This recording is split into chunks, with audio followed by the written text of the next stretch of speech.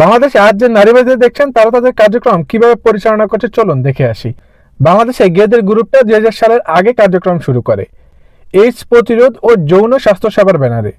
2006 থেকে 2007 তারা যৌন ও সংখ্যালঘুর ব্যানারে সামনে আসার চেষ্টা করে এবং যৌন অধিকার আদায়ের ম্যাজিস্ট্রেট করে।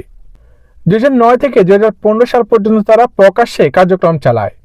ম্যাগাজিন, ফ্যাশন শো এবং র্যালির মাধ্যমে তারা তাদের উপস্থিতি জানান দেয়। এলজিবিটিউর ব্যানারে জুলহাস মান্নাকে হত্যার পর 2016 থেকে 2018-র মধ্যে তাদের কার্যক্রম স্থিতিশীল থাকে। এরপর 2019 সাল থেকে তারা ট্রান্সজেন্ডারের ব্যানারে তাদের কার্যক্রম চালাতে থাকে। 2023 থেকে 2024 সালে তাদের বিরুদ্ধে প্রতিরোধ এবং প্রতিবাদ জানানো হচ্ছে। ট্রান্সজেন্ডারের আড়ালে তাদের পরিচয় ও কার্যক্রম ব্যাপকভাবে ছড়িয়ে পড়েছে। তাই 2025 সালে এবার তারা নারীদের ডাকে মোট্রি যাত্রা ব্যানারের সামনে এনেছে।